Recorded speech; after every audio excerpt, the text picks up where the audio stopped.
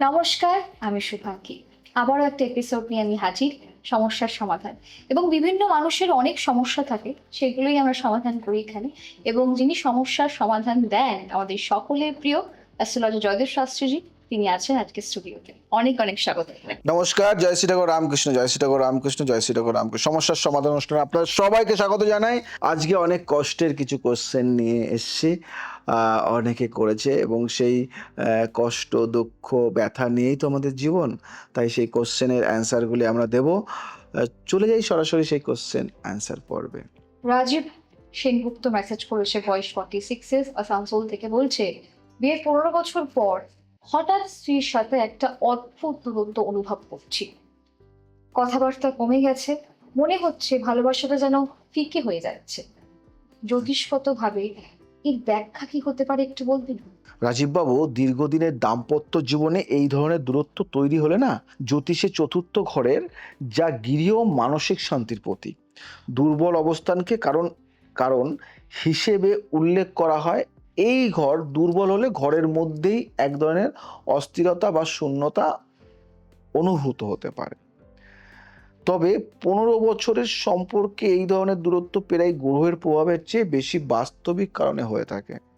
সন্তানদের বড় হয়ে যাওয়া, কর্মজীবনের ব্যস্ততা বা একে অপরকে ধরে নেওয়ার একটা ব্যাপার থাকে, প্রবণতা থাকে, টেকিং ফর গ্রান্টেড, তাই না?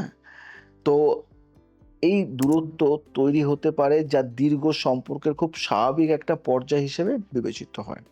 এবং খুব ভালো কথা বলেছেন আপনি। তো এবার যেটা জানবো সেটা হলো, সমস্যা তো থাকবেই মানুষের জীবনে, তার প্রতিকারটা একটু বলবেন? দেখো, সোমবার দুজনে মিলে শিব মন্দিরে গিয়ে একসাথে প্রার্থনা করার প্রথা মানসিক নৈকট্য বাড়াতে সহায়ক বলে ধরা হয়। তো সবচেয়ে কার্যকর প্রতিকার হলো সচেতনভাবে একে অপরের জন্য সময় বের করা। পুরোনো দিনের মতো দুজনে মিলে কোথাও ঘুরতে যাওয়া, একসাথে বসে পুরনো স্মৃতি নিয়ে কথা বলা, বা সাপ্তাহিক ছুটির দিনে শুধু নিজেদের জন্য কিছুটা সময় আলাদা করে রাখা। এই ছোট ছোট প্রচেষ্টাই দীর্ঘ সম্পর্ককে হারিয়ে যাওয়ার উষ্ণতা ফিরিয়ে আনতে পারে, বুঝতে পারলে? আচ্ছা। জ্যোতিষগত প্রতিকারের চেয়ে অনেক বেশি কার্যকর হয়। সেটা হলো দুজনের মধ্যে ভালো একটা আন্ডারস্ট্যান্ডিং সম্পর্ক রাখা আর কি। যাব পরের প্রশ্নে। শর্মিষ্ঠা ব্যানার্জি, 27 বছর বয়স, এবং তিনি দুর্গাপুরে থাকেন এবং বলছে, ডিভোর্সের পর আমি মানসিকভাবে ভীষণ ভেঙে পড়েছি। নতুন জীবন শুরু করতে ভয় লাগছে, মনে হচ্ছে আর কখনো সুখী হতে পারবো না। জ্যোতিষ, এই পরিস্থিতিতে কিছু বলা যায় কি? নিশ্চয়ই বলবো শর্মিষ্ঠা দেবী। প্রথমেই বলি, আপনি যে অনুভূতিগুলোর মধ্যে দিয়ে যাচ্ছেন তা সম্পূর্ণ স্বাভাবিক, এবং এই কষ্ট অনুভব করাটা আপনার দুর্বলতা নয়। জ্যোতিষগতভাবে এই ধরনের মানসিক টানাপোড়েনকে চন্দ্রের দুর্বল অবস্থান বা তার উপর শনির প্রভাবের সাথে যুক্ত করা হয়, যা মনের অস্থিরতা ও অনিশ্চয়তার অনুভূতি বাড়িয়ে দেয় বলে বিশ্বাস করা হয়। তবে এটাও জ্যোতিষশাস্ত্রে বলা হয় যে এই কঠিন সময় স্থায়ী না বা স্থায়ী নয়। সময়ের সাথে সাথে গ্রহের অবস্থান পরিবর্তিত হয় এবং এর সাথে সাথে মানসিক অবস্থাও ধীরে ধীরে ধীরে ধীরে স্থিতিশীল হয়ে আসে। একদমই তাই। এবং টিভির পর্দায় যারা দেখছেন, অনেকেই এটা ফেস করেছেন। তো আপনি সকলের জন্য প্রতিকারটা নিশ্চয়ই শাস্ত্রীজি বলবেন। নিশ্চয় বলবো। সোমবার চন্দ্রের শান্তির জন্য সাদা বস্ত্র পরিধান করে দুধ বা সাদা মিষ্টি দান করার প্রথা প্রচলিত আছে, যা মানসিক প্রশান্তি আনতে সহায়ক বলে বিশ্বাস করা হয়। তবে এই সময় সবচেয়ে জরুরি হলো নিজের প্রতি সদয় থাকা। নিজেকে দোষারোপ না করে বুঝতে হবে যে একটা সম্পর্কের সমাপ্তি ব্যর্থতা নয়, বরং একটা নতুন অধ্যায় শুরু হতে পারে। পরিবার ও কাছের বন্ধুদের সাপোর্ট নেওয়া এবং প্রয়োজনে একজন মানসিক স্বাস্থ্য পরামর্শদাতার সাথে কথা বলা এই পুনরুদ্ধার প্রক্রিয়াকে অনেক সহজ করে তুলতে পারে। যাব পরের প্রশ্নে। মৌসুমী ঘোষ মেসেজ করেছে, বয়স 31 ইয়ার্স, বহরমপুরে থাকে এবং বলছে, বিয়ের পর থেকেই শাশুড়ির সাথে আমার সম্পর্ক ভালো যাচ্ছে না। প্রতিটা ছোট বিষয়ে তিনি স্বামীর কাছে আমার নামে অভিযোগ করেন। আর এটা নিয়ে সংসারে প্রতিদিন অশান্তি হয়। এর কোনো জ্যোতিষগত সমাধান আছে কি, জানতে চেয়েছে আপনার কাছে। শাশুড়ি বৌমার সম্পর্কের এই ধরনের টানাপোড়ানকে জ্যোতিষ চতুর্থ ঘর মানে পরিবার ও গৃহের ঘর এবং তার অধিপতির অবস্থানের সাথে যুক্ত করা হয়। যদি চতুর্থ ঘরে শনি বা রাহুর প্রভাব থাকে তাহলে পরিবারে প্রজন্মের মধ্যে মতবিরোধ ও ভুল বোঝাবুঝি বেশি দেখা যায় বলে বর্ণনা করা হয়। এছাড়া দুজন নারীর পুষ্টি মিলিয়ে দেখলে বোঝা যায় তাদের চন্দ্রের অবস্থান পরস্পরের সাথে সাংঘর্ষিক কিনা, যা স্বভাব ও চিন্তা ভাবনার পার্থক্যের কারণ হতে পারে। তবে এটাও মনে রাখা দরকার যে দুই ভিন্ন প্রজন্মের নারী একই ঘরে বসবাস করলে স্বাভাবিকভাবেই মতের অমিল হওয়াটা অস্বাভাবিক কিছু নয়। এটা শুধু জ্যোতিষগত কারণেই ঘটে না। শাস্ত্রীজি, এই যে সমস্যাটা, তার প্রতিকারটা একটু বলুন।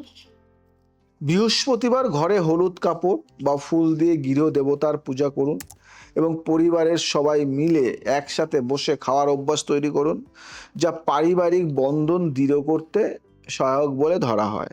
সবচেয়ে গুরুত্বপূর্ণ প্রতিকার হলো স্বামীকে মাঝখানে না রেখে শাশুড়ির সাথে সরাসরি শ্রদ্ধাপূর্ণ কথোপকথনের চেষ্টা করা এবং ছোট্ট ছোট্ট বিষয় তর্কে না জড়িয়ে ধৈর্য ধরে সম্পর্ক গড়ে তোলা। পারিবারিক মধ্যস্থতাকারী বা প্রবীণ কোনো আত্মীয়ের সাহায্য নেওয়ার এক্ষেত্রে উপকারী হতে পারে। খুব ভালো কথা বলেছেন। পরে দর্শক বন্ধুর একটি প্রশ্ন আছে। দেবাশিস পাল, বয়স 41 ইয়ার্স, মেদিনীপুরে থাকেন এবং বলছেন, বিয়ের 8 বছর হয়ে গেল কিন্তু আমাদের এখনো সন্তান হয়নি। এই নিয়ে পরিবারের চাপ এবং স্ত্রীর সাথে সম্পর্কে অনেক টানাপোড়েন তৈরি হয়েছে। জ্যোতিষে এর কি ব্যাখ্যা আছে কোনো? এরকম অনেক কাজ করি গো আমি। দেবাশিস বাবু, সন্তান লাভে বিলম্বের বিষয়টি জ্যোতিষের পঞ্চম ঘরের মানে সন্তানের ঘর অধিপতি, বুঝতে পারলে? এই সন্তানের ঘর মানে পঞ্চম ঘরে অধিপতির অবস্থান এবং বৃহস্পতির প্রভাবের সাথে যুক্ত করে দেখা হয়। যদি পঞ্চম ঘর দুর্বল থাকে বা পাপ গ্রহের দৃষ্টিতে থাকে তাহলে এই ধরনের বিলম্ব হতে পারে।